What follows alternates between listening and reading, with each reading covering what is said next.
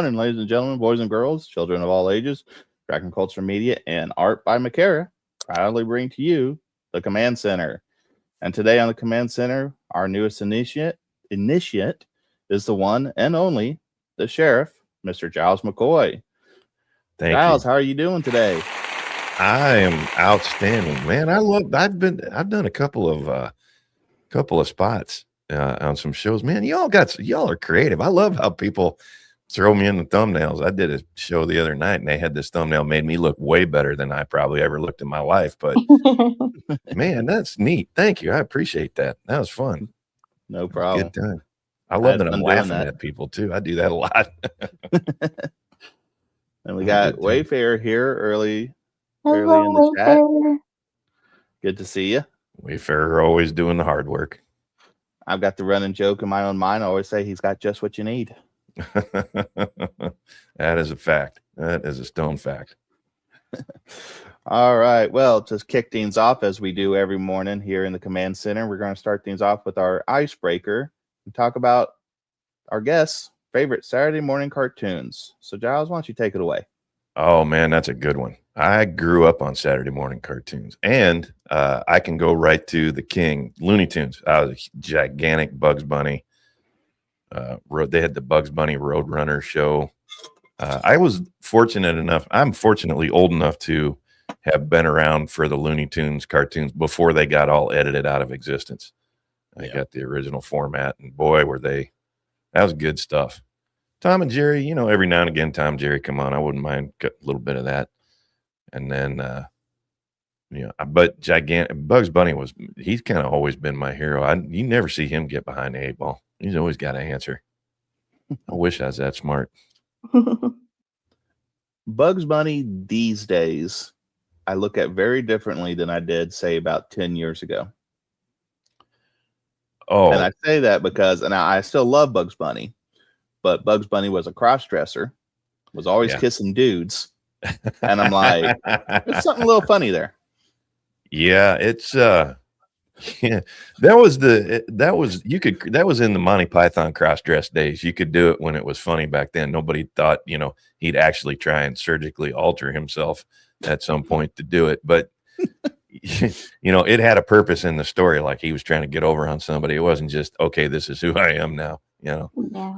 But you look back at some of that older stuff and you go, that was a little different, especially the Tom and Jerry stuff. Boy, you got to edit a lot of that stuff out. They got a little edgy in some of their earlier stuff. But Bugs was always pretty straight. You don't think about it. I'm sorry? You don't think about it too much when you're a kid. No, that was not something you gave a consideration to. Now they push it on you in school, so you're like, oh, well. The thing I think back about it is, I think about the things that were in those cartoons that as a kid you don't notice or you don't realize. They weren't there for the kids. They were there for the adults because the creators had it in their mind that families are going to be watching this. It's not just going to be kids. The parents are going to be there with them. Yeah, it was something that you would see normally, like you go to a movie, and I'm talking, way, way back. You would see, instead of, 8 minutes of commercials, 20 minutes of previews, they'd show a cartoon and then they'd go right to the film. Hey, John Hamler, going on, legend. And they were for the adults. They had to keep everybody's attention. So there was a lot, not adult like blue humor, but adult as in intelligent humor was in there for the parents. Well, I kind of like that back then cartoons were good at like not dumbing things down for the children. So it's like, okay, that's kind of smart. Like they taught, like they went to some like heavy stuff, but not too heavy. It was still kind of light, but it really taught children how to be more resilient. And nowadays everything is just super dumbed down. I think that's part of how, if you want to look at the difference between, how do I put this, modern younger folks, your Gen Zers, and then you got your Gen Xers. Gen Xers grew up on those kind of cartoons, and they didn't dumb anything down for kids. We didn't have anything kid oriented. It was just they threw it out there. Disney a little bit, but Disney's always been also for the parents. And then hey, Beast, what's going on?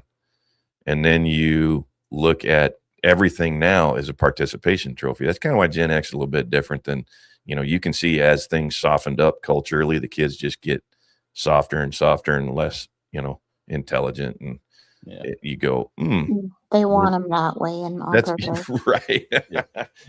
Well, let's take let's take a moment here to point out the elephant in the room. So Outlaws, they got struck today. Oh no. So go ahead and go over there on X and message nicely, respectfully, message YouTube, make sure they take a look at that, get those guys back up and running over there. But in the meantime, they're going to be going live over on Kick and Rumble until this all gets straightened away. So let's show the Outlaws there some love and show them the support that they deserve. Yeah, YouTube is more prone to respond if you are polite. So just keep it simple and polite and help them out. So absolutely. I was shocked to hear about that this morning, and then I saw that a few minutes ago, and Donna posted on X, and Beast had messaged me this morning, so I assumed it was his channel, and then Donna was like, "No, it's the Outlaws channel." I'm like, good grief. So now YouTube they've been a little weird lately, and here we are. Nah, Beast, it's no derail. Not in my mind. It's an important matter, but like you said, they'll get it up and rolling. And we got Jerry in the chat here. Hello, Jerry. He'll be on in a couple weeks with us. Hey, Jerry D. So that'll be a fun discussion. Absolutely. Yeah, YouTube getting a little weird. It's all, man, I tell you, if you're not following the sphere right now, there's some of us that are terminally online. When you're retired, you kind of follow more YouTube than you should, but they're just getting out of control. I know we had kind of talked a little bit about how weird the environment's getting backstage, but I just can't imagine YouTube's not going to pay some sort of price from this. I see a lot of people, everybody, hell, I've done it. Everybody's going triple platform now. And I think if you don't, you're kind of foolish. If you imagine that YouTube's going to be, a viable option for the long run, I don't see it. And nobody can make sense of who's getting hit and what for. And they'll never tell you what for. That's the problem. Yeah. How do you fix it if you don't know what you did wrong? But it's their business, their platform. They can do what they want. I think from a business standpoint, it's kind of foolish. The fact that you don't have a number that you can call and talk to a human being and say, hey, here's my link, pull this up, let's go over it. That's just ridiculous. It's like we were discussing earlier, before the show, they do it on purpose. It takes responsibility away from them. They expect mishaps and they don't really care about the mishaps because the mishaps help them achieve their end goal, which is these corporations, they don't believe in free speech. Because to them, free speech affects their bottom dollar. Everything that they do is revolved around money. If I'm going to agree, I will say this. My background is not in entertainment. I do know a little something about business. And you can have that where you got your business plan, you got the way you got your operating, methodology, you got your rules and procedures and all that. You can do that. But you need to stay pretty nimble because a lot of times your plans and business reality will clash. And if you don't have something in place to change up real quick, you're going to lose a lot more business than you thought you were saving. Free speech is great, and it's what makes this country run. And you can have your platform and not allow whatever you want. That's up to you. Mm-hmm. But if you're not nimble and able to adjust to a changing audience, you're cooked. I see, I look at Rumble and I see they're, have been mainly a political platform, but they're starting to push out different content now on their algorithm. Kick is usually strictly gaming, but they've, Kino Casino's got their Kino Casino gaming channel, yet all they do is yak for 8 hours straight. I haven't seen them play a video game yet, but that's their thing. They're casting a wide net. I think they're going to pick up a lot of business out of this YouTube nonsense. We'll see. Yeah. We'll see what happens. My background with them is primarily with businesses, primarily from a government standpoint, and I got to work both sides of that fence. I was in private industry, working with the government on both sides of the fence, on their side and on private industry side. So I know what it's like when you got a book of rules so thick that you can't see over it. And then you're on the other side of the fence where you only eat what you kill. So I don't think YouTube's got a good business sense, to be honest with you. I learned a long time ago that in order for a business to be successful, it has to be willing to take losses from time to time. Absolutely. Now, you got to plan for those losses, and you got to pick and choose which losses to accept and which losses not to accept. But it feels like to me that the mega corporations these days, they all hide behind international law. About 95% of American companies are international now. So do they have to adhere to the Constitution? Yes. But because of international law, there's a lot of things that become loopholes that they get away with. And greed is not necessarily inherently a bad thing. I mean, if you want to go... Absolutely not. It's what makes you get up in the morning and go to work. Right.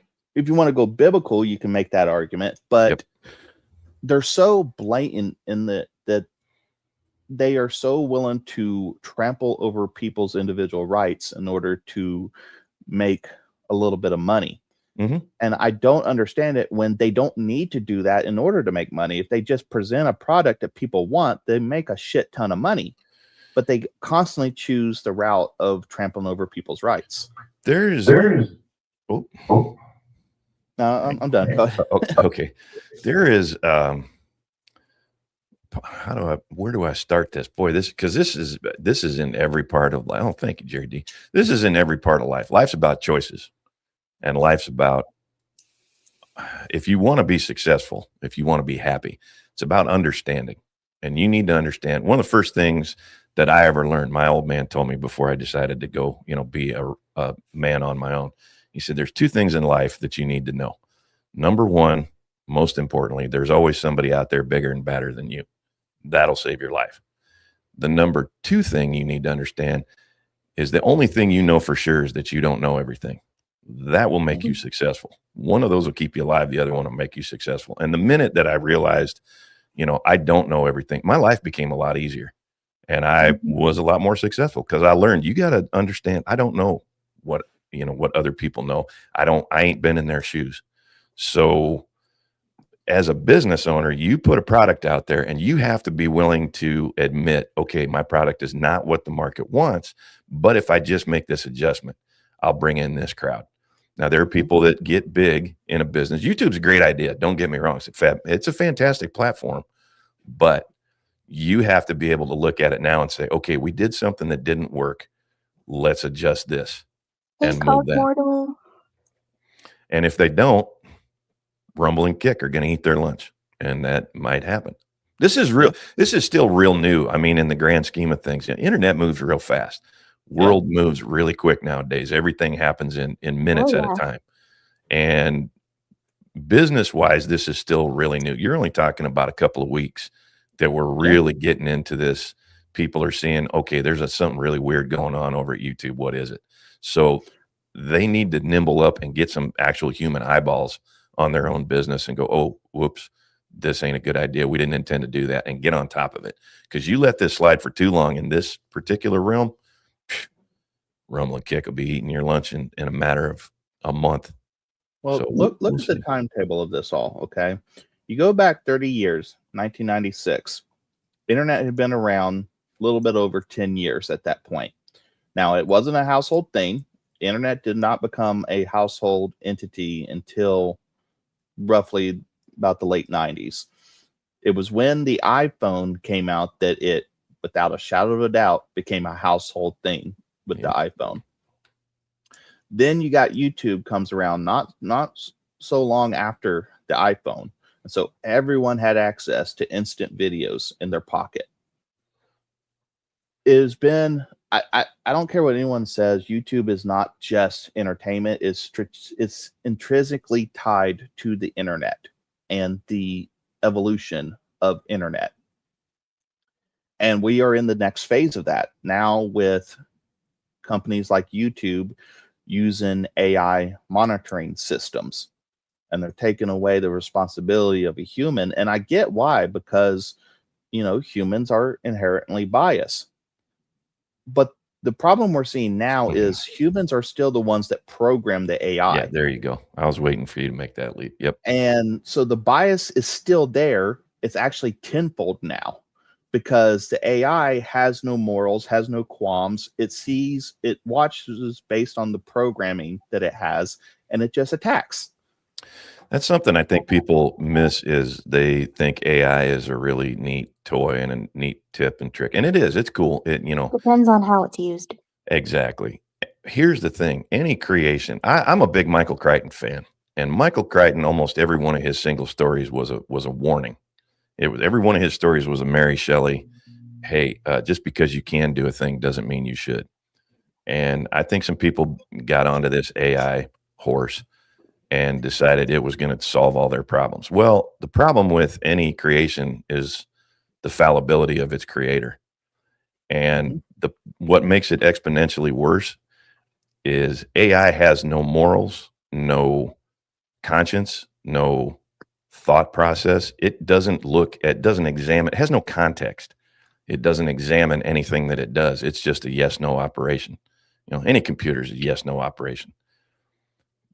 The problem now is you've turned a monster loose that you cannot reason with. You've turned the Terminator loose. People make that Skynet joke, and it's kind of funny, but it's kind of not, because legitimately you've turned something loose that has no ethics, no frame of reference, no emotions, no empathy, it doesn't give a thought to what it does, because that doesn't exist. Only humans can do that. I don't like the term artificial intelligence, AI, because that implies that it is consciousness. And nothing that we've seen so far has consciousness. The correct term would be VI, virtual reality, because it mimics real consciousness. It's you can't mimic a human being. I don't care. Hell, look at Blade Runner. You try and do that, and we screw that up. I'm not a big fan of human beings. I mean, generally speaking, and I don't mean that in a bad way. I mean that in a sort of a technical way. I like good God-fearing people that understand we're fallible. We're here just trying to make our time on this rock. Let's just be good to one another and get out of this as clean as we can. What I don't like is people who stand on the shoulders of giants and disregard every lesson that's in front of them, thinking that they're going to come up with the next best thing because nobody ever thought of it before. If human beings could have made things easier thousands of years ago, they'd have done it. We're moving along at such a clip right now. I'm old enough and lucky enough to have seen technology advance at an exponential rate. I remember if you didn't get to the bank on time, you didn't have money that weekend. You were kind of screwed. And now, shit, you just tap something on. You just go to the store and tap your card or your phone on there and walk away. It doesn't matter. 24 hours a day, 7 days a week, doesn't matter. There's not a piece of news that you can't see from anywhere in the world in your pocket. That's a little scary to me. I don't know that we earned it. My great-grandparents, they were in World War II, and they grew up when the airplane was brand new. Think about it. From the time my great-grandfather, from the time he was a child to the time he was an adult, he saw the rise of the airplane to it becoming a weapon of war, to retiring and it being used for communal access. Yeah, now they're like a bus. You just climb on them. You go to Vegas, you climb back on them, you go home. It's not that big a deal. Yeah, my grandparents were Depression kids. So they were the greatest generation. And we got a touch of that. That never went away. Even when I was a kid, when I was a little kid, I remember you'd go around your grandparents' house and you'd find, an old coffee can with pieces of string and nails and weird stuff in there. And you're like, why are we saving this? You open up one of the cabinets in the kitchen and grandma's got pieces of tin foil that she straightened out and reuses over and over. Then people just didn't throw things away, they kind of had to earn their way into technology. It took a while. And I don't know how or when it happened, but that monster got away from us. And I think it's time to try and put the genie back in the bottle a little bit, just a hair. Just a bottleneck it. And I don't know, like Mac's experience, but from my experience, there seems to be like two types of millennials. I'm a millennial, and I was born at the beginning of that. I believe millennials are considered like the tail end of 88 to the beginning of 95. And maybe 96 might be included in that. But I grew up, my early upbringing, I saw the big suitcase cell phones were still being used back then. I saw people were still using records. People were still using 8-tracks. What are some of the other ones? Like, I saw the rise and fall of VHSs, the rise and fall of DVD to now it's just Blu-ray, Now everything's streaming. I saw all these changes, and what I've noticed is millennials like me that got to experience things associated with Gen X because of when they were born typically have more of a head on their shoulder than the younger millennials that don't experience any of that have only known internet in the household. And I think there's maybe not a causation, but a correlation. You want to see something funny, take a rotary phone and hand it to a kid that was born, after 1990. Here you go. Work this. See, hand them a map, hand them an Atlas road map and go, here you go. And they look at you like, how, they start trying to trace out the route with their finger. That's funny to me. I'm lucky enough, my daughter, and here's the thing. There is a group, and I can't put an exact year to it, but there is a group of folks right now, younger folks, that are starting to eschew the modern, the modern technology. My daughter's got she got her vinyl collection's better than mine was when I was her age. It's kind of coming back. You see that pendulum swing back and forth. I think they'll pick it up. She loves getting out and doing stuff out in nature. She's like, Dad, let's get the bows out and go out and loose a couple of arrows. Let's go fish and do this, that. And it's not just her. All of her friends are like that. Rather than college, I think she's going to wind up in trade school. She likes to weld. So, and she's a hell of a lot better welder than I am. So good. Maybe it's out there and they, there's a group that goes, we've seen that. We want to actually make something with our hands. Okay, good on you. So maybe that's already kind of naturally happened. And I'm just shaking my fist at this guy for nothing. I want to hit the exception to the rule there.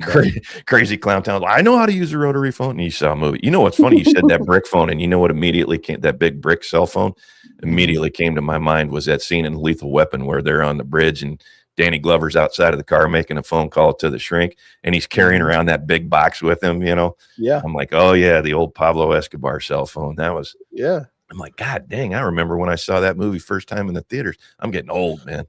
I remember as a kid asking my mom, why is that dude carrying around such a bulky suitcase? And she's like, that's not a suitcase, that's a phone. And I was like, that's what a phone used to look like. I got a good one for you. We went into a restaurant with my daughter when she was tiny. She was probably, 6, 7, somewhere in there.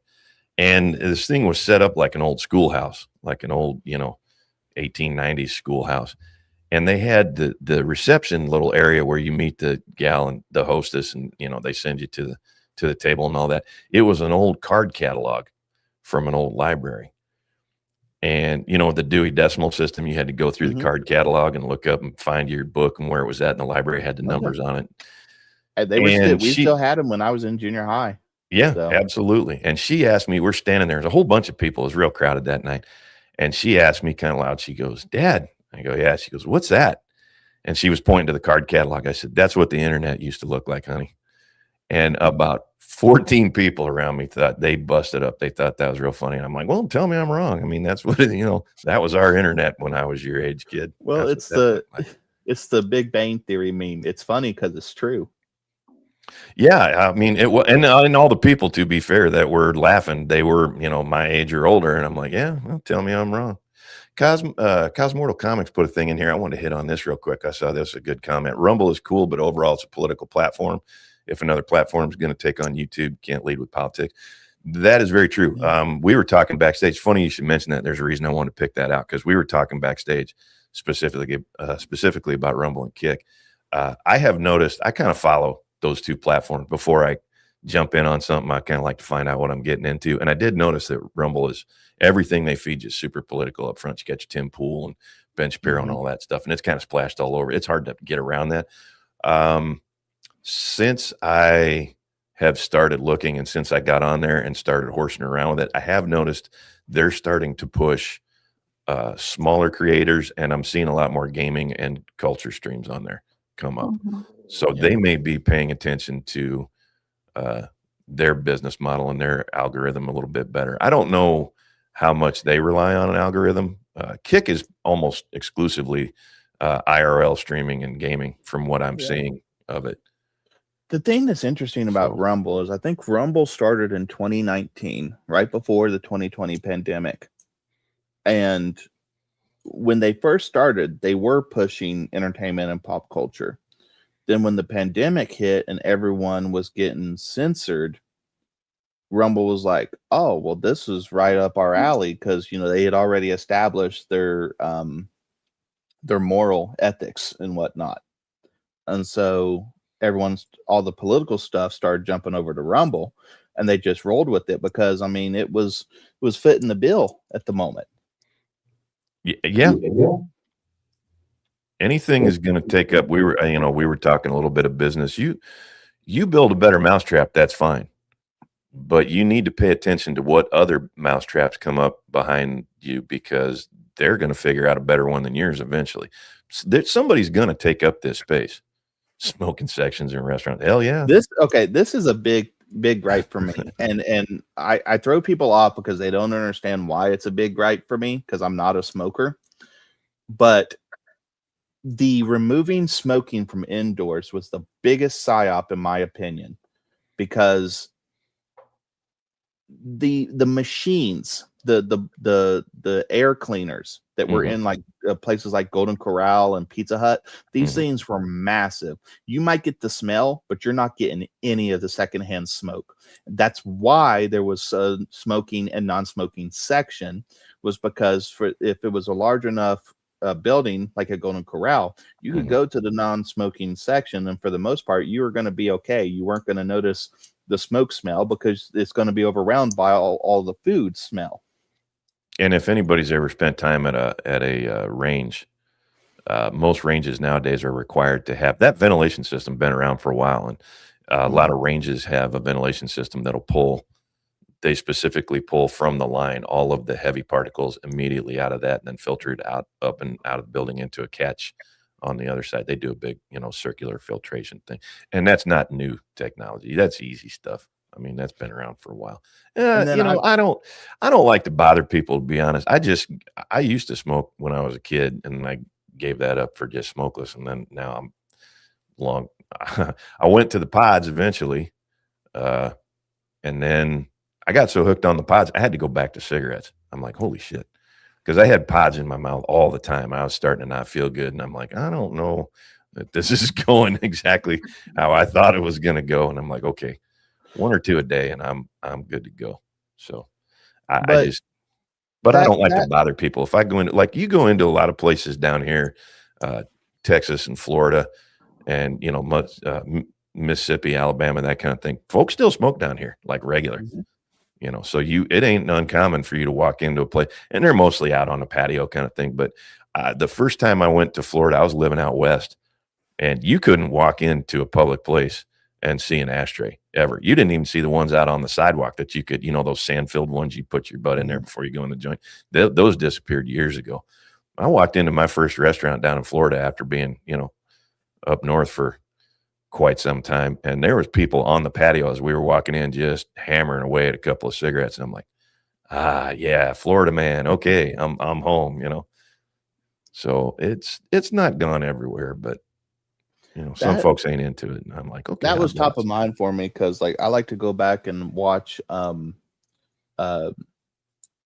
gameplay, but like the story modes of old classic games. Oh yeah. And the old WWE games, they used to have really good story modes called Road to WrestleMania, and they'd be like full-fledged movies. And one of them was you played as Triple H, and the story was you had to choose DX or Evolution as to like which faction you were going to side with. And he had this whole speech where he was like, I go out in public and people don't ask me if I want paper or plastic. It's DX or Evolution. They don't ask me if I want smoking or non-smoking. They ask me if it's DX or Evolution. And so he was just going the whole spiel and everything, talking about how aggravated he was. And I'm listening to that, and I'm like, that's not even, neither one of those are questions anymore. Yeah. They don't even bother with it. John Ambler in the chat says he actually saw some ashtrays on some benches outside of a joint. John Ambler's he's about an hour and a half away from me up the road. So we're kind of in we're kind of in the same neighborhood. He knows what I'm talking about. I love me some Texas. I had only been once previously to San Antonio, and man, it was cool. Yeah, we've been kind of taking over. Macarah, jump in there, young lady. Oh, no, I usually just listen, but it depends on the topic and who's on, but yeah.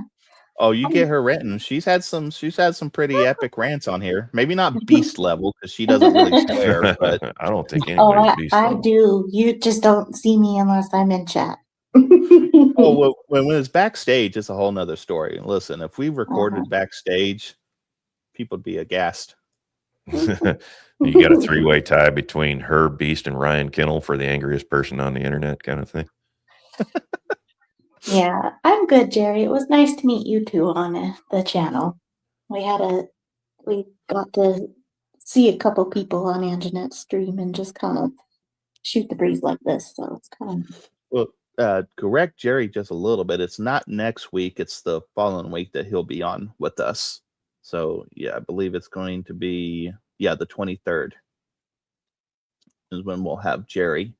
So next week was supposed to be Beast, but where they're having their channel issues and stuff, I think it's just going to be me and Mac next week. So unless you absolutely want to, we could do a back-to-back and have you both weeks if you want to. That's entirely up to you. Are you talking to me? I was talking to Jerry, but we could have you do next week. I can't next week. I got a thing next week I got to be at early. We got Mrs. McCoy is she's still employed, and she's a pretty important person, which is consequently why I don't do face reveals or any of that. Mrs. McCoy's still got a career she can salvage. Mine's all done. So I'm like, all right, I'll at least keep her out of it. But we got a thing next week we got to do. It's kind of a function. Now I typically stick with just one guest, but if we ever end up in a situation where we have multiple, I'm more than willing. So yeah, man, I'm always down to come on and chat with people. Man, I dig this is one of my favorite things about doing this. This turned out, and we were talking about it backstage, and people probably from my channel have heard this before, but this really is a hobby for me. There's a lot. I feel bad for people who have worked at this for years, like Jay and some of the bigger creators that have been doing this for a while, and this is how they make their living. You strike me down, I'll become more powerful than you can possibly imagine. If you strike me down, I don't care. That's a hobby. I'll just go out and do more fishing and day drinking. I don't really, I would be sad, but that's not really true. I still do it on Rumble and Kick, but just because I dig it. I got into this just for something to do. And the missus said, you do this thing. I was running another gig for vets, at some other place I was living at. And I was doing 3-4 nights a week and doing entertainment for them at different venues. And I had stopped doing that right before the move. And she said, you're paying a lot of attention to YouTube and what have you. Why don't you give that a shot? You'd probably be pretty good at that. I'm like, I don't know if anybody wants to hear it. And she goes, well, try it out, see what you think. So I did that. So this whole thing doesn't really affect me too much. But the thing that I love the most is, man, I dig getting on different venues and seeing all the, different folks in chat and meeting new people. And I don't typically do that. I have enough of that. Like I said, those functions we go to, I got to plaster a smile on my face enough as it is. I don't normally gravitate towards that kind of thing. But this venue is a whole different story, man. There's some good people out on the internet. I've rambled on before about how, there's a lot of weird really unnecessary things on the internet, but there's a lot of good people out there and they share interests. And I think that's cool, especially in this sphere. Jay's an interesting show because you get people from all over the place that gravitate towards that kid. And then you wind up in the Geeks and Gamers realm and they'll take anybody, they're like, yeah, sure. Come on along. Star Wars, comics, this, that. Sure. Come on along, man. We got a spot for you. And I'm like, God dang, this is cool. Go ahead. I'm sorry. Here's the funny thing with them is that if you're like a hater, they will roast you, but they will still welcome you. Absolutely. Absolutely. You get somebody that's crotchety like me and they're like, yeah, come on along. You can hate whatever you want. I love they get into it with each other on hell. Just last night, Jeremy and Ryan got into it at some point over, Jeremy said, well, nobody ever defends me. And Ryan just loses it just right. I defend you about that and blah, blah. And I'm like, wow. Jeremy instigates and he will do devil's advocate, whether he believes it or not, just to get Ryan riled up. Professional shit. Well, Jay does it too, but Jay's very nice about it. Jay does it unintentionally, and Jeremy does it because he wants to see Ryan's, the veins in his temples, in his gigantic temple throb. Which, to be fair, it's entertainment. I mean, hell, I watch it. That's why we're all here. It's entertaining, and I think it's entertaining because you can be a member of that. That's the thing about this platform. I think modern entertainment missed. The movies, you don't get that. Movies, TV, you don't get that. This is interactive entertainment, and you cannot beat that. People will drop money just to get what they have to say up in front of other people, and I think that's genius. And it should be like that. So one thing I noticed. I'm sorry, go ahead. So one thing I noticed is when there are people in the chat who are like, "Oh man, you guys just give him money," and it's like, yeah, because it's a business, it's a product, we're paying for it. Not everybody is expected to pay. The whole tax thing is a joke. It's just a meme that Meek created. Yeah, it was on Meek's show one night. Somebody was going to pay a tax. He's like, "Look, you don't have to pay a tax here." The lurker tax.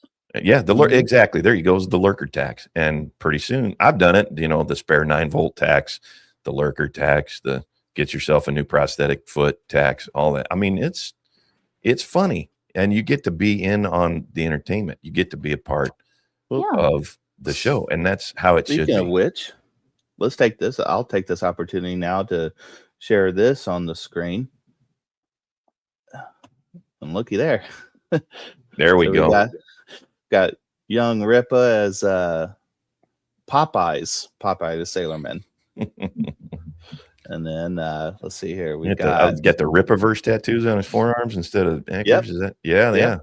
Nice. Nice touch. Got the bling. Got the Buick Regal there in the background. Nice touch. And we got Project Egg Roll. Philip. I don't know why, but I love that old box Mercedes behind him. I'm more of an American car guy, but just something about that, like he looks like Yakuza almost. Right. Takes that jacket off, and he's all sleeved up. If you notice though, so you'll notice that everyone that I show you has chest hair except for Phil. AI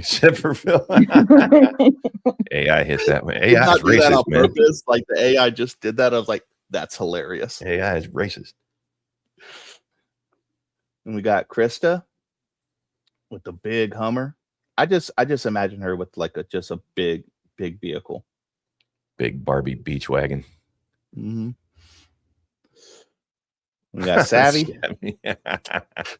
Not much you can say on that one without getting hit.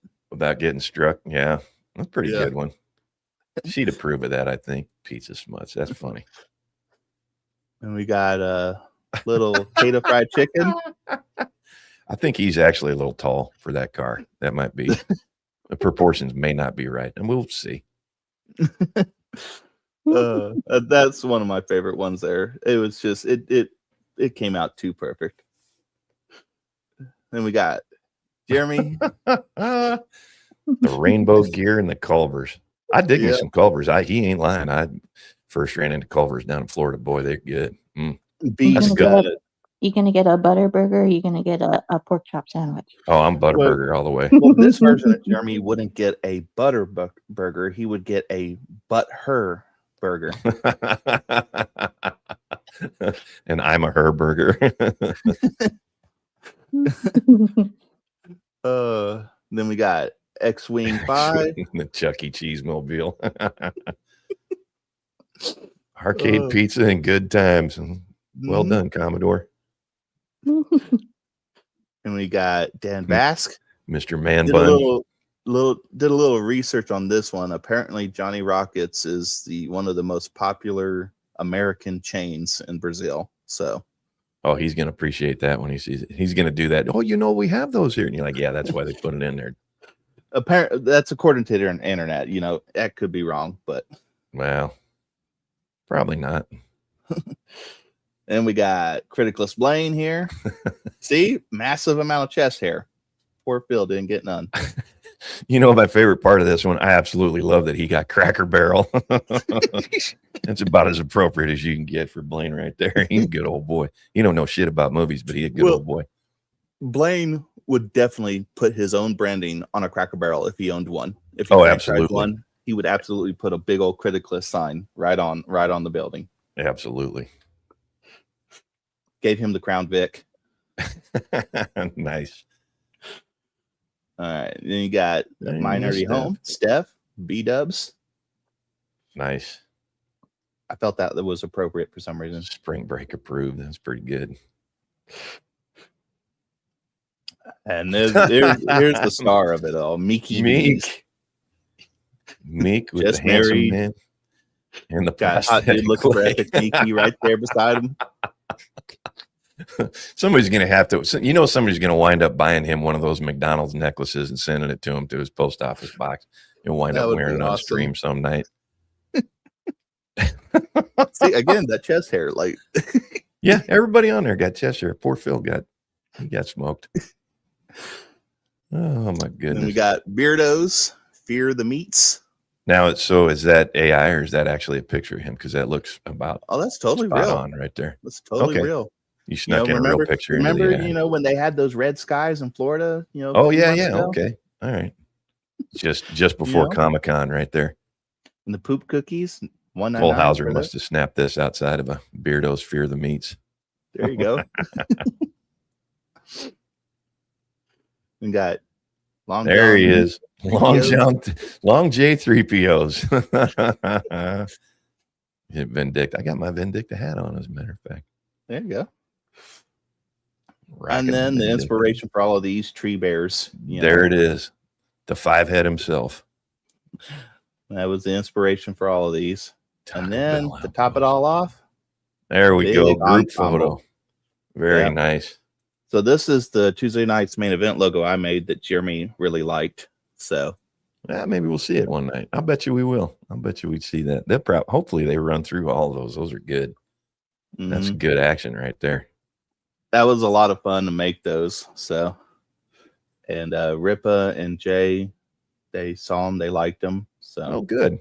I bet you that gets up in front of everybody. Then that was time well spent putting that together. Well done. Well played, sir. Well played. Is it here now? I couldn't see the chat while I was going through those, but let's see here. Yeah. You got Jerry says, "Wow, spot on for Beardo, right? Spot on for realistic. Beardo. Uncanny." Beast. So Beast did a version. He did an alteration with the Shelby GT, and I told him, I was like, "Well, touche. Good point." But then you got Jerry here, and he's like, "Give me an Oldsmobile 442, and I'm yours forever." I couldn't agree more. Olds 442 is a bad ride, boy. Let's see what we got else here. We got Epic Mike changed the game with the lurker tax. Yeah, that tax filtered out to everybody's stream. You got the Trip and Poo tax and Crown Royal tax over on Ryan's spot. Man, everybody gets tax now. Everybody's making up all sorts of tax over on Cobra Cast. Nikki became the Oprah of tax. You get a tax. You get a tax. Everybody gets a tax. Everybody gets a tax.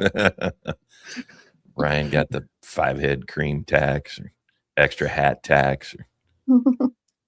See here, I imagine so if Mickey is Oprah, Ryan would be Ellen DeGeneres.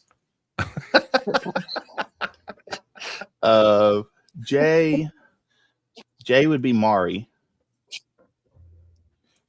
Let's see here. Jeremy, just because he plays the clips all the times, he would be Rosie O'Donnell. I'm sure he'd love that. I'm sure it'd be one of his favorites. I guess the only other one I can think of is what was his name? I don't know. I'm drawing a blank now. Save them. Don't spend them all right here. You got to put that in your pockets. You got to do a whole nother set of those just to get those up. Listen, that took me 6 hours to make all of those. Wow. I don't, unless hockey goes into overtime, I don't dedicate 6 hours to much anything. I mean, it was fun. I did not pay attention to the time when I was doing them. And then by the time I finished, I looked at the clock and I was like, I've been sitting here for 6 hours. Oh, okay. One of those projects. You're like, I'm going to make this happen. 12 hours later, wife comes looking for you. Okay. This kind of makes more sense. Savvy is Ellen. Savvy's Ellen DeGenerate. That'd be I'm down for that. That'd be a good one. And we got Brimmy coming in here. Hey, Brimstone. What's going on? How we doing? Let's see here. And Jerry says, "Nah, D-Day Cobra is Ellen." Yeah, that's a pretty close match right there. Make him Ellen DeGenerate. Well, I was gonna say Jay was Rosie O'Donnell. I was like, no, I like Jay too much. I can't do that to Jay. Can't do that to Jay. You're like picking on the slow kid in class. You're like, you want to rib him. Man, he's a good dude. That kid takes a lot of ribbon. What a great show too. People come on, if you're in my show, you show up. I'm kind of, rough. You poke fun at me. I'm an easy target. I can take it. Jay, you look at him, you go, man, you don't want to pick on him. He's a good kid. One of the things I love about that too is, it's not just a show and you go on and, he does his thing and everybody, kicks in super chats and leaves. It is a community over there. Mm-hmm. That was one of the things that bugged me the most of all the degenerate scumbags on the internet. You're going to hack on that dude. You hack on me because I say some every now and again, I'll get on a tear. Not quite beast mode, but I'll get on a tear and I go, yeah, that's a bit edgy. You probably want to stay away from that. Not Jay, man. People show up in the chat and they, hey, I'm having a rough time. Not only you get prayers, if somebody's in a real bad spot, everybody starts throwing chats at him and he'll, make sure it gets where it needs to go. What a great community, what a great platform to do that on. Anytime you can help people and entertain them at the same time, man, that's something else. It's like a Jerry Lewis, muscular dystrophy telethon right there. Yeah, everybody's cutting up and having a good time and staying up late and working hard and all that. But at the end, kids are going to be better off for it. How do you beat entertainment like that? You can't. It's funny too, because I feel like shows like ours, they're kind of really are like the modern daytime talk shows. You had your Ellen DeGeneres, you had your Rosie O'Donnells, you had your Carrie Lake and all those in the 90s and early 2000s. And it seemed like everyone and their mother had a daytime talk show back then. Mm-hmm. And they're still around today, but they're nowhere near as it doesn't feel like they're as prominent as they were back then. Well, you got a much better platform for it now. You got people that can do it interactively and frankly better. There's a circus element to entertainment. There's your Maury Povich, your Jerry Springer element, and you're going to draw a lot of people for that. And they're going to go spew, Brim. The spew. The spew. Now we have the spew. It's vitriol sells, man. People will do things and they'll get spun up. Look at what we got going on right now with the quartering and all that nonsense. Mm-hmm. I mean, people, I'm be the first to admit it. I am following that way too closely. I know way more about all of that stuff than I should because I don't know any of them people. They got nothing to do with me. I'm like, why am I even following this? Well, because it's a train wreck factor. You know, you want to watch somebody melt down. Now, here's the thing that I notice about that. that wears off a hell of a lot quicker than a place where you can go and have a good time and kick back and laugh at stuff, where it's easy. I If call we it look the at, Cheers effect. You remember the show Cheers? oh yeah, absolutely. Place where everyone knows your name. It's Everybody, literally, it's that effect. everybody knows your name. You jump in and you're a part of everything that goes on. You're there, you're in it, and it's cool. You get that drama stuff and people watch it. And I mean the ugly drama stuff. People watch it for a while. They'll follow it pretty close. I watch a couple of channels that do that, and they don't stick on one topic too long. They hit something, they'll do it for a day or two, and then boom, they move on to something else. Because they know the ones that've been doing it a while, they've figured out I can only stretch this out for so long and people are going to get tired of it. No harm. Well, I can't say too much because we're still trying to figure out our identity on this channel, and that's mostly my fault. So, well, Nerdrotic said it best: do what you love. Get out there, don't think about it, just do what you love. You're going to attract people. They'll find you. That's kind of how.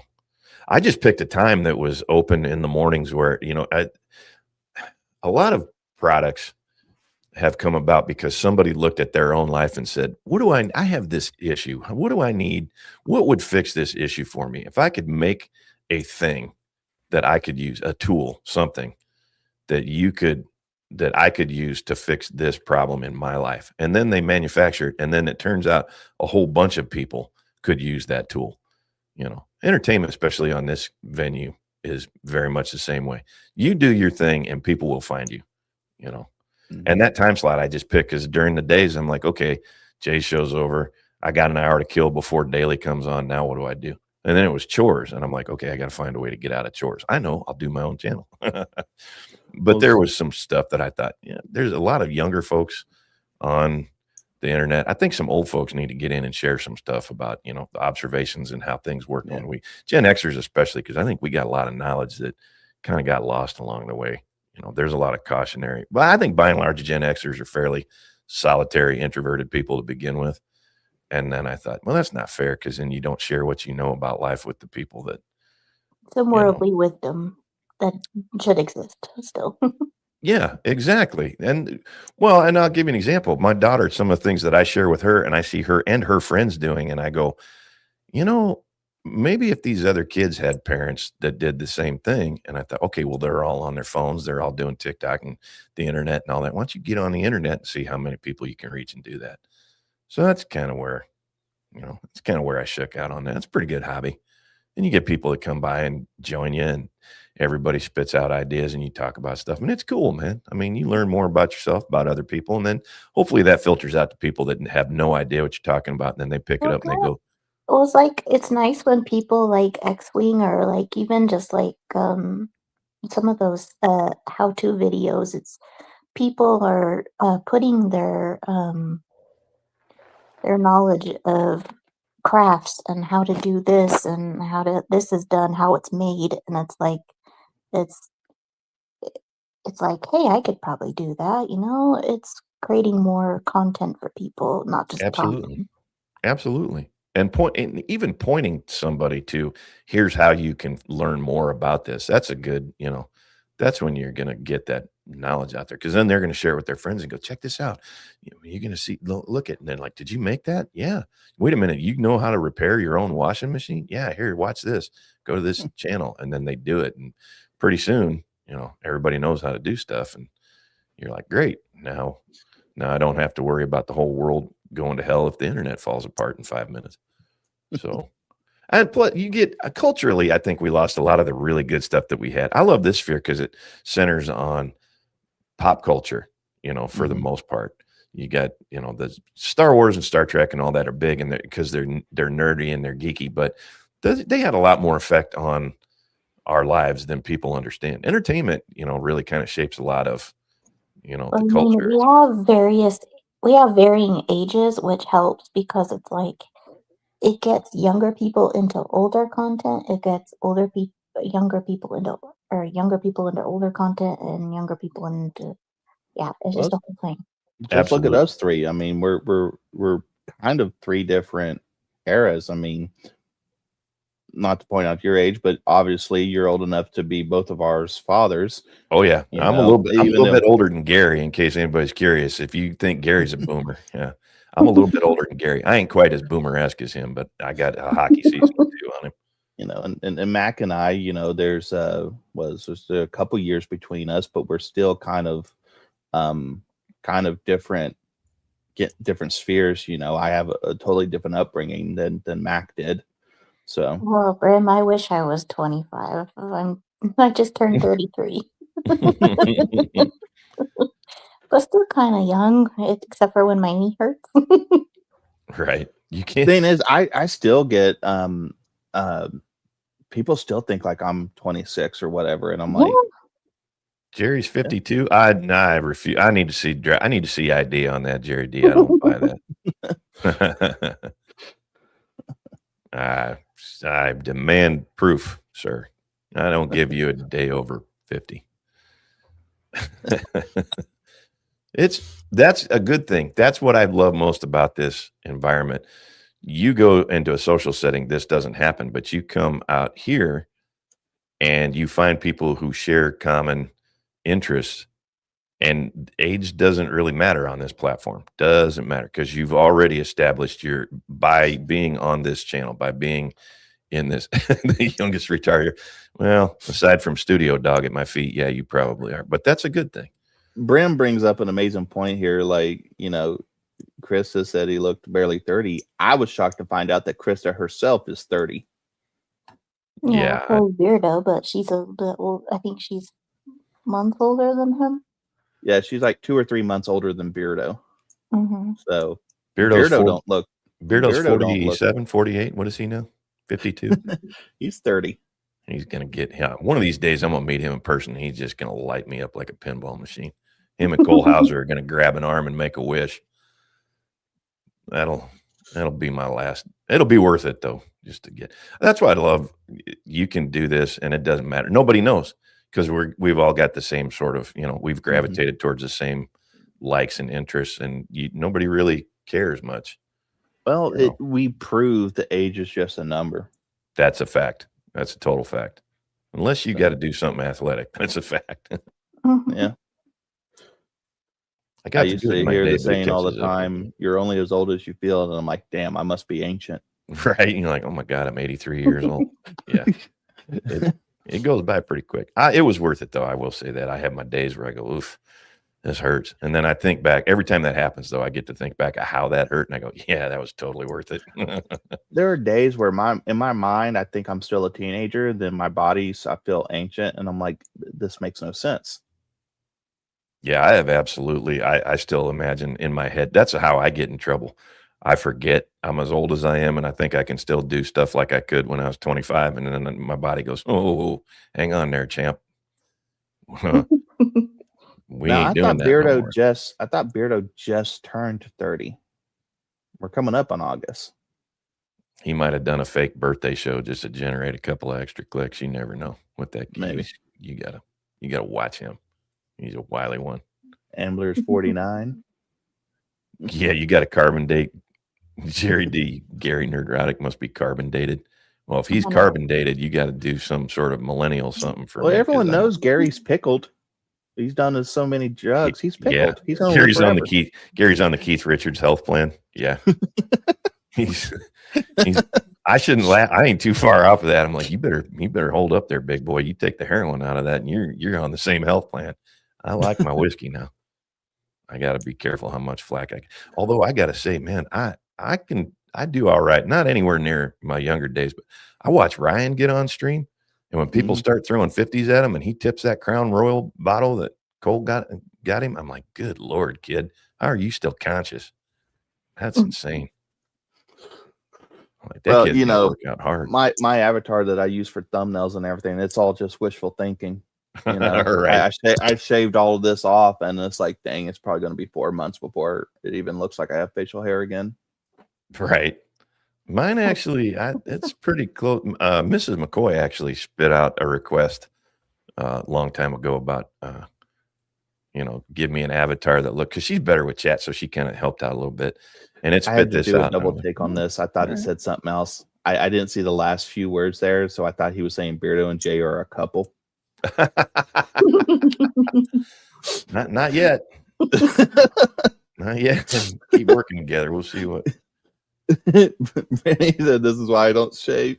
Is Old Man Hatfield in here? Somebody says Brimstone said Old Hatfield's in chat. Is Old Man Hatfield in here? I didn't see him anywhere. I lit him up one night on a chat. He sent a chat, and I sent $1 more, and then we got into this bid war on who could send. But I'm not going to be outdone by a Hatfield. That got ugly on me in a hurry. That went sideways. He's a good dude. I see him all over the place. Not in person, but on the internet. Or is he saying he's a Hatfield? He probably he is. We're like roaches. We're all over the place. You see one of us, there's 100 of us around somewhere. You're crazy, Clown Town. My carbon date's pretty low. Fair enough. Fair enough. It should be. Keep it that way, man. Don't rush. Don't rush to the end, man. I'll tell you. It's a good time. I may not be the smartest man in the world, but I pick up on things. Yeah, man. I've been known to know a thing or two. You know, my problem with the whole ride was that I didn't learn lessons unless they hurt. I think that tends to be true of most human beings. I just wish I wasn't quite so thick-headed. I'd probably feel a lot better than I do right now if I learned lessons a little easier. My mom has always been my best friend and my nemesis all at the same time. Yeah, the older I got in life, the smarter my parents got. She would always like, you're just gonna hurt yourself, and then I'm stubborn, and I'm like, well, I want to prove her wrong, and then I end up proving her right. Yeah, that usually happens. That usually happens with parents.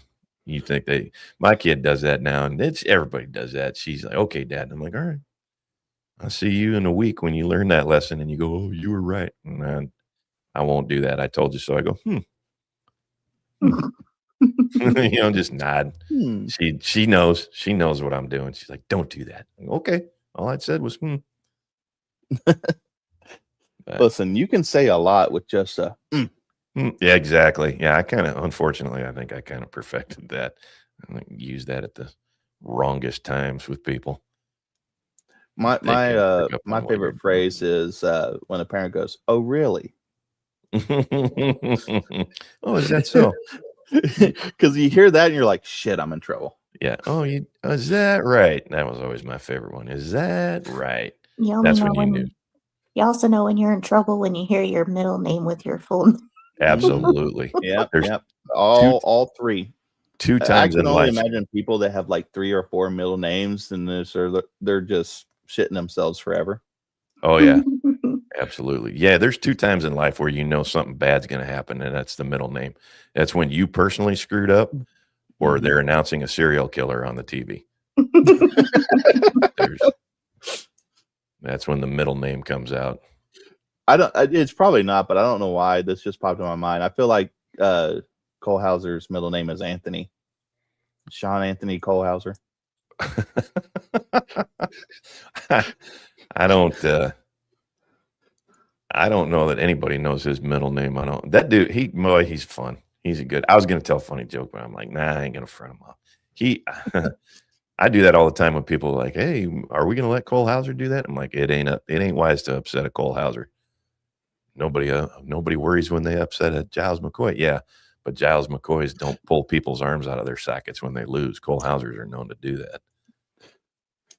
Oh, I know that's not his real name. That was just kind of the joke. I was just like throwing names out there. You know, what's funny is like when I was trying to get my parents' attention, and I was like, they knew when they were in trouble when I was using their full name because they wouldn't answer to mom and dad. And they're like, why are you calling me my name? I'm like, because you weren't answering.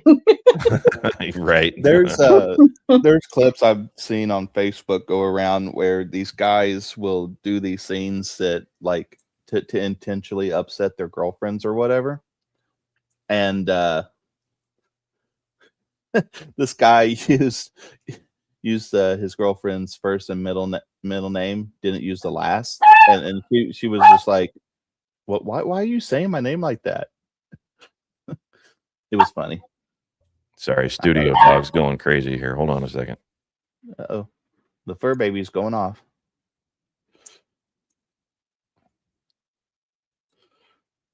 Yeah. Well, I mean, these days you kind of have to be the FAFO type of person. Kind of have to nip things in the bud right there. Mm-hmm. Well, when Giles McCoy, Mr. McCoy here comes back, we're gonna start the. Sorry about that. My 10-pound Rottweiler got out of control there. Uh-oh. Studio dog. He's good until somebody shows up to the house, and then he's got to let them know what's up. Like they're totally AI, but have you seen those clips of like when like a Chihuahua's going off on a bigger dog, and then the person opens the door, and then and it's like, I know that's AI, but it's true. It's actually true. I've seen it. Oh yeah, absolutely. He weighs all of 10 pounds, and he thinks he's a Rottweiler. We had a neighbor one time that had a German Shepherd. Young German Shepherd, was probably only, I don't know, maybe a year old. It was huge. And boy, Texas Ranger dog would just light him up every time he saw him. That poor little thing didn't know whether to shit or wind his watch. I was like, stop torturing that dog. But God, it was funny to watch. I couldn't help it. I knew that if I just kept him leashed up, I wouldn't have to watch it. But God dang, that was funny. Crazy Clown Town. Me and my mom, we flip each other off. Oh gosh. Listen, I wouldn't have a finger if I did that to my mom. If I ever, I would lose all my fingers. Oh, I did. I thought we all got in trouble. We got the spatula, the belt, we got this. But as we got older, my mom got a little bit more lax, and so it's like, as a joke, we'll like flip each other off.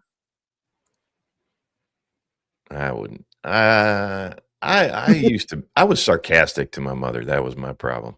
Mother McCoy was very patient with me. I was sarcastic. I was a good kid, to be fair. I didn't really put up too much of a fuss. I got in trouble good one time, and she went to whack me.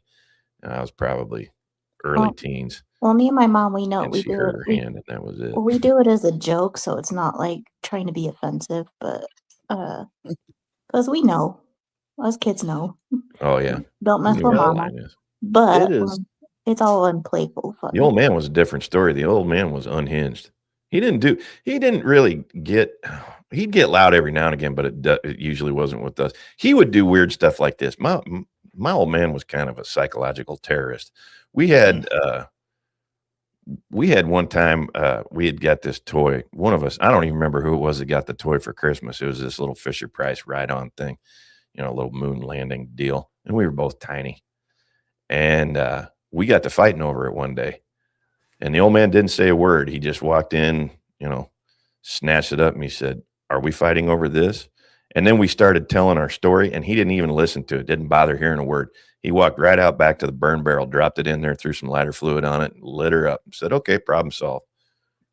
That was the last time we fought over anything. I was like, oh, holy cow, this old man's serious. Now, to be fair, it did get replaced, but I think he got his point across. That was kind of how it rolled growing up. I didn't get beat as a kid. That was the kind of stuff I had to put. He was real logical about stuff like, "Oh, okay, this is the problem. Here, problem solved." I'm like, uh-oh. We came up with very few problems after that. Those parents were always kind of the best. Like, it's some parents just aren't good parents these days, or we get the rare ones that were raised right, or some weren't even raised all that well and didn't have good family lives and home lives, and then they grew up to be better parents than their parents. So it's like, it really depends. That's kind of a top of mind topic again for me right now. I'm hearing a lot of people talk about whether or not to spank children. And I've always had the mindset of, you should never seek out to spank your kid, but you should always be willing to, if it's necessary. Because kids learn from consequences, and if they think there's no consequences, they never learn. And then they push those boundaries. Mm-hmm. It's true. There is a theory that if you have to resort to violence, that you've kind of lost control of a situation. I find that's only kind of sometimes true. Sometimes you got no choice. That's just the way it is. Kids are. I was later in life, to be fair. When my daughter was born, I was not young. So I had a little bit more head start, and I'd been dealing with people who act like children most times. already, for many years. So I kind of had a few tricks up my sleeve, but every now and again she'd throw you a curveball. And boy, I wanted to, but then every time I wanted to, I thought, all right, now what lesson do you want to impart here? And then we would go a different route with that. And she was a wonderful kid. I didn't really have to do too much on it. I found this to be true. I spent an awful lot of time with my daughter when she was young. And I never treated her like, this is going to sound weird, but I never treated her like a baby. I didn't baby talk her. I didn't treat her. She was just, come on along. Let's go. Let's do our thing, and talk to her as a grown up, I guess, to some extent, as much as possible. And she took right to it. I mean, I think if you treat them like children, they act like children. But if you give them, a little bit, I'm not talking when she's 2 or whatever, you got to teach them like they're mature. They're little people. I mean, they're blank slates. They are little people. They're like there's a comedian, I can't remember who it was, but used to call drunk midgets. They called kids drunk midgets because they acted like, they had the rationale of drunks and they were just in tiny bodies. And I found that to be true. And I had so much experience dealing with drunks. That's kind of how it sounds weird. I say that, but you can reason with people who aren't on your level, in a manner that gets your point across without getting loud or anything. Well, getting loud you can do, and that works up to a point, but most people, that's just kind of wasting breath. So they're certainly more innocent than little Katos. Right. You talk to them like you're talking to Kata. There you go. Problem solved. Great. Now I got 3 people that are going to rip me apart when I meet them in person. Perfect. I'm building up I got a real problem. I may never go to a meetup. I might get killed the first 30 seconds I show up. It'll be interesting. It'll be interesting if I ever get to go to one. It should be interesting. I'll hide behind Steph. You can't hit me. I'll cozy up to Gina Carano and go, hey, let me stand right here. Is it okay if I stand here? She'll be like, yeah, go ahead. And I'll be able to hide behind her completely. If anybody comes like, here, you handle it. He said I walked up to Jeremy and called him a pig.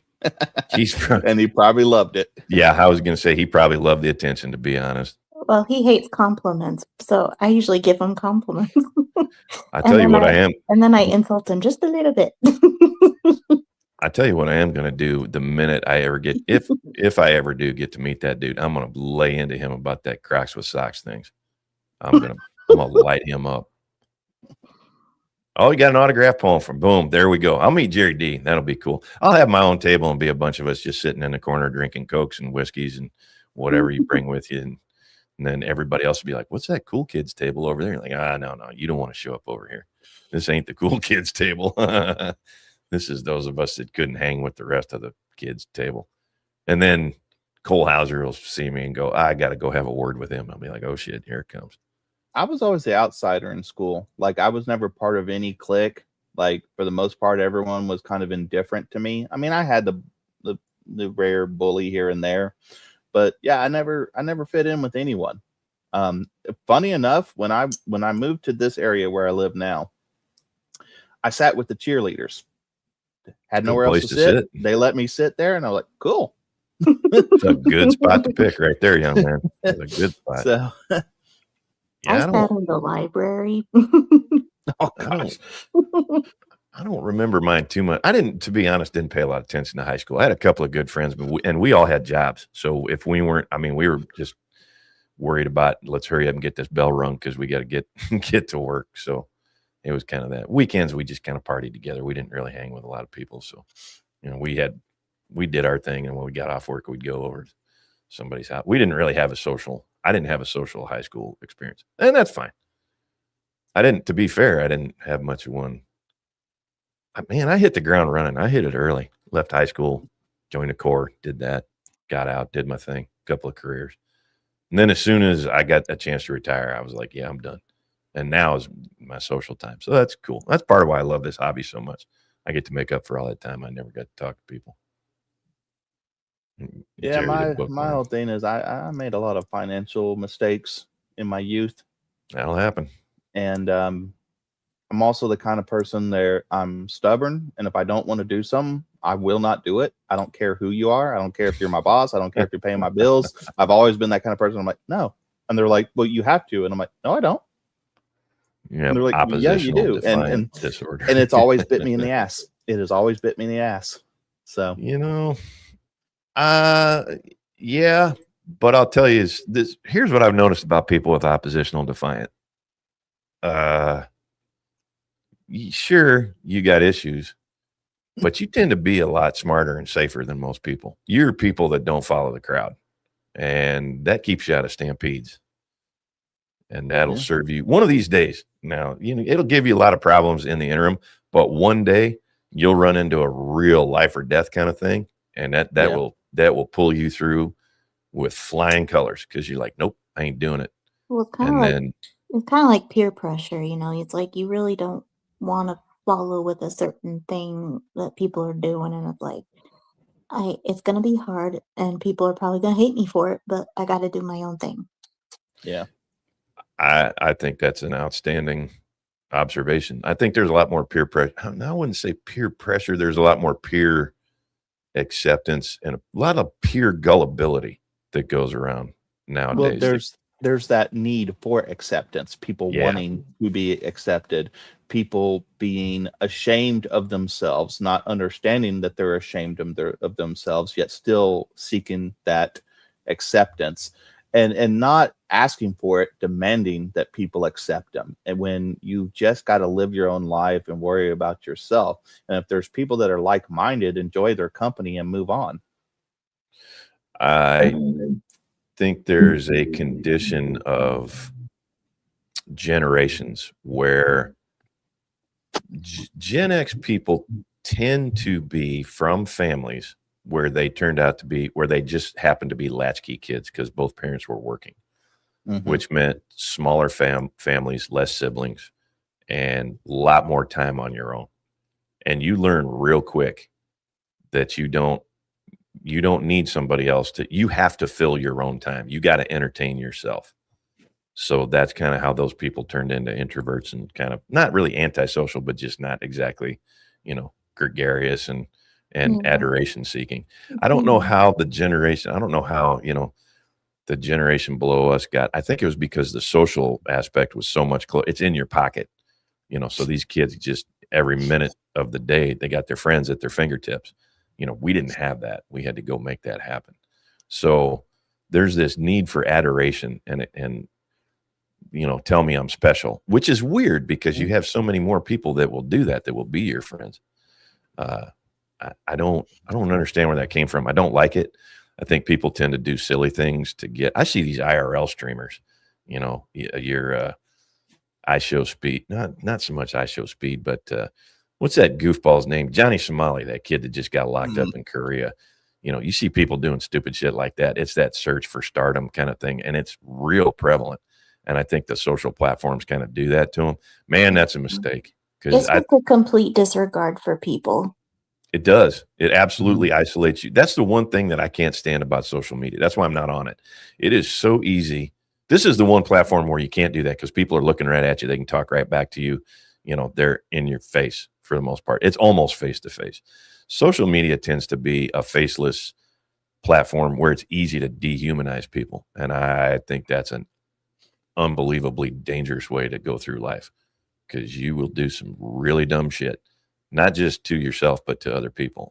That's where I got to draw the line on that. You got to understand people are real live living human beings just like you. They're not just some screen presence. Can't just treat people however you want and expect everything's going to go well. It won't. I've tried that. It not for very long either. I learned you can't do that shit. Well, staying on the topic at hand, out of morbid curiosity, have you been able to check out any of the music that I put out on this channel? I have looked at a little bit. I looked at some of yours. I looked at some of Graham Robbins. I looked at some of Spider's. Yeah, I get out there and check it out, man. If I see somebody on the internet and I run across their channel, I'm like, I'm gonna go check them out. I do. It's good. I like it. Awesome. I like it. I'm a very eclectic music guy, so that's easy. I like a little bit of everything. I don't care much for opera. Is about the only thing where I'm going to draw the line, but everything else, I'm good, man. It's funny because I'm the same way. Like opera itself, I don't really care for, but yet I love bands like Evanescence, and she has an opera background. and the way that they mix classical instruments with heavy metal, I absolutely love it. Oh yeah, you sit me down to Pink Floyd not Dark Side of the Moon, Pink Floyd The Wall, where they've got the London Symphony Orchestra in the background. I'll jam out to that all day. I like me classical. I'm a big fan of boy, how do I put this? I've run the gamut. I'm a gigantic blues fan. I think blues is absolutely amazing. It's people say jazz is the only true American music. I don't buy that. Blues is absolutely the only American music. Jazz is a little. I don't care for the non-rhythmic. It's a little. How do I put my finger to this? It's hard for me to latch onto. You know, jazz is a little weird. Blues, whole different thing. I'll do blues all day long. You know, you give me some Muddy Waters, some John Lee Hooker. We in business right there. Jerry's got an interesting topic there. I'll throw it to you two because I just mentioned Evanescence. So, what you guys got? Macarah, you go first. Like just in general of what music we listen to? Well, he says, what would be your favorite group? He mentioned Led Zeppelin. I would go with.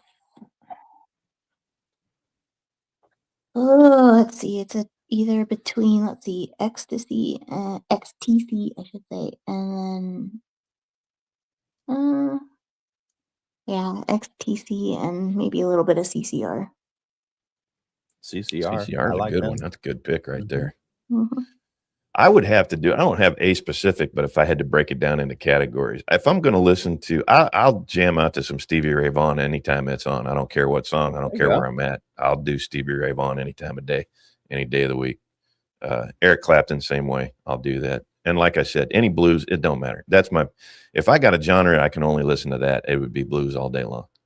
You would have gotten along really well with my grandfather. He passed back in 2012, and he loved Stevie Ray Vaughan. He loved Eric Clapton. He loved Jimmy Buffett too. I don't dislike Jimmy. He's not one that I'd put on my Mount Rushmore by any stretch. Rock and roll, man, that's a tough beat. I'll tell you who I like a great deal that a lot of people go, really? I like Tool. I like any of Maynard's side gigs. I'll do that. Perfect Circle or Puss Fur, any of that. I think he's an extremely talented dude, and all of his side guys. Danny Carey, his drummer, I think is one of the most. Well, I don't know that he's still drumming for Tool. I think he's out of the picture, but I think Danny Carey is an amazing drummer. I always thought that Stuart Copeland was a highly underrated. I mean, people go, "Yeah, Stuart Copeland from the Police." I think Stuart Copeland is an amazing talent. He's great. Like me some Peter Gabriel with or without Genesis. I mean, I'm all over the place, man. I'll do it all. Country music, you get me with some good Hank Williams Sr., man, I'll do it all day long. I'm having really fun with my current campaign, working on the Bonneville Blues and everything with that AI band. Yeah. And I've got some Hank Williams Jr., Travis Tritt, Leonard Skinner has some inspirations. A little bit of Fleetwood Mac is there's some inspirations of that in there. There's some good ones, the male and female vocals. I'm having really fun. My last song that I just put out this past Monday was Nobody Laughing Here, and that one just hits for me. Like, it's not just a good tune, but the overall, like, I like songs that are stories, and the overall story behind that song is, like a loved one getting on to another loved one, and about how people will laugh at serious situations. And he's just basically saying, like, take this seriously. Like, this is a serious matter.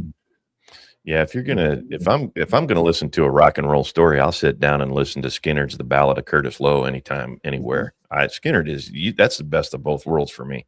I'd do this in chat. Somebody name me a bad Lynyrd Skynyrd song at all. Good luck from doing that. From the original band, or even after the plane accident. No, when you start getting into their albums from the 2000s, they have some good songs, but that's when they start falling off. Is when the kids start coming in. At this point, it's pretty much everyone in the band are children of the original members. For me, that's kind of like Lynyrd Skynyrd, the prequels. You know, that's like the Star Wars prequels to me. I go, I'm sure some people like it. That ain't my jam. You know, when Dwayne died, that was kind of it. I don't hate the modern Leonard Skinner, but I do think it's funny. It's like, No. I think Leonard Skinner is one of those bands that it's never going to die, because when someone passes away, a family member is just going to come in and take their place.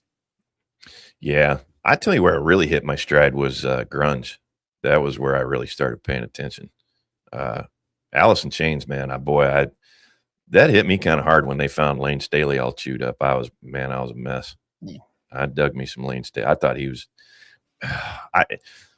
great music, but boy, they were self-destructive, because there's not a front man from that entire era that's still with us. They're all gone. And those kids, boy, they lived hard. And I was like, don't do it. And they all did it anyway. That was the one thing about grunge that really, really chewed me up. They got right back on the H train. And I'm like, man, don't do that.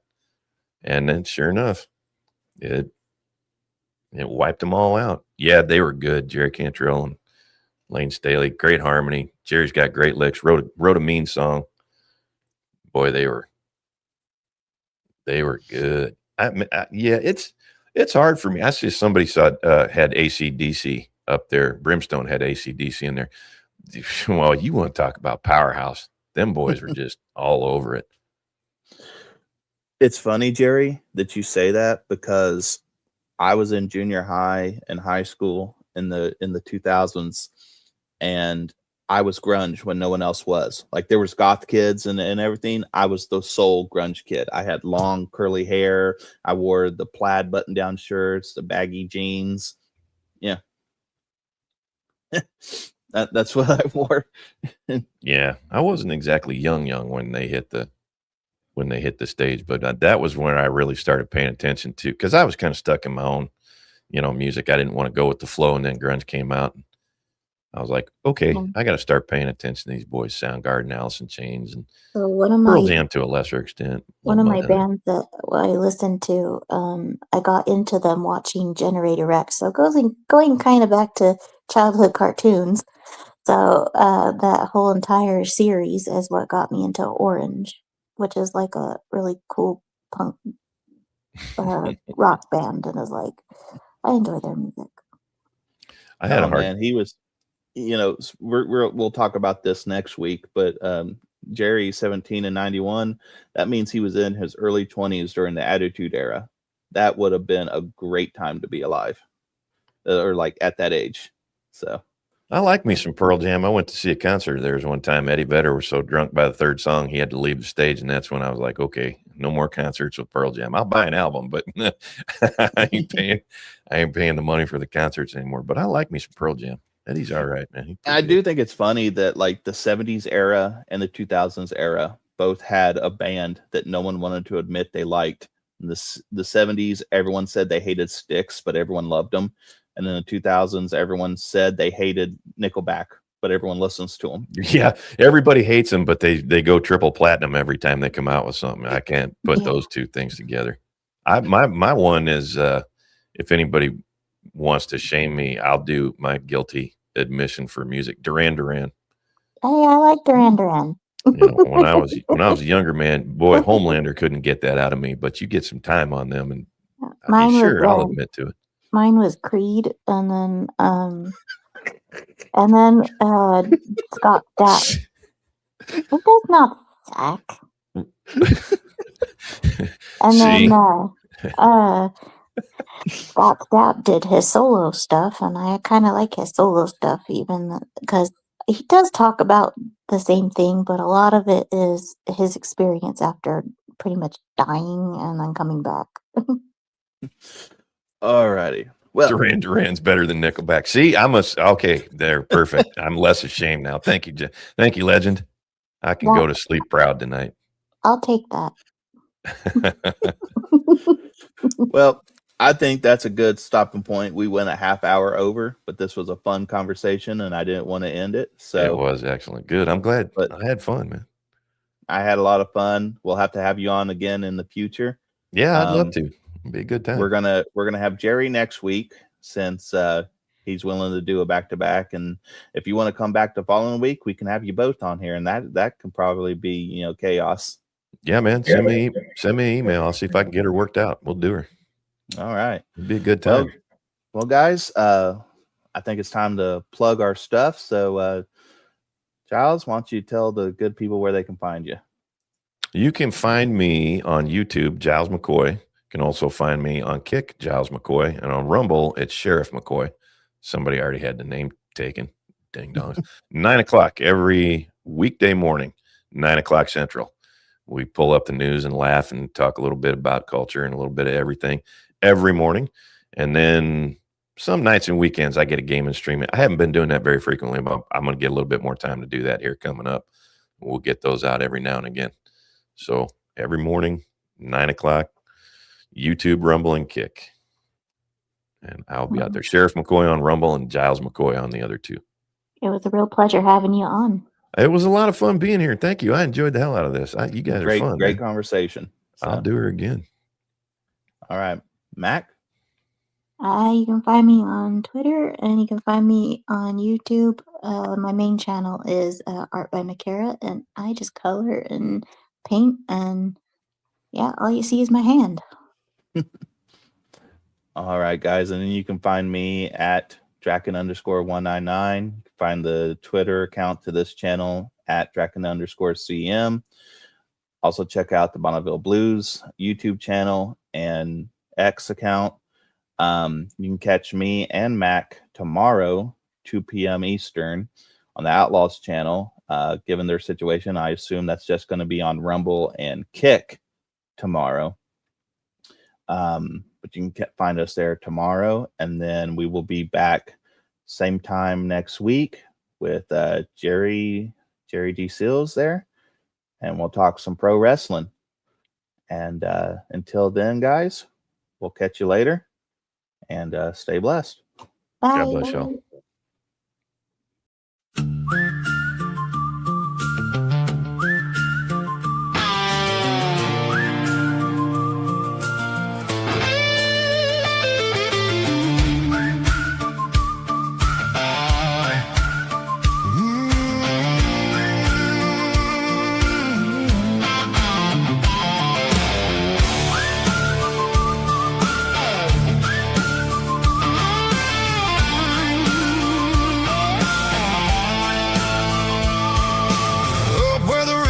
Cuts the sky in two, where the wind don't care what you're going through.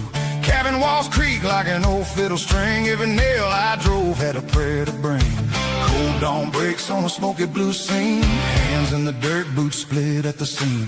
When a part's heart takes more than it brings, but the thaw runs sweet through the mountain spring. Oh, the river hums low like a boatman's whistle, and the pine trees sigh in the evening drizzle. It'll test your bones, make a strong heart sing. That's the way of the mountain spring.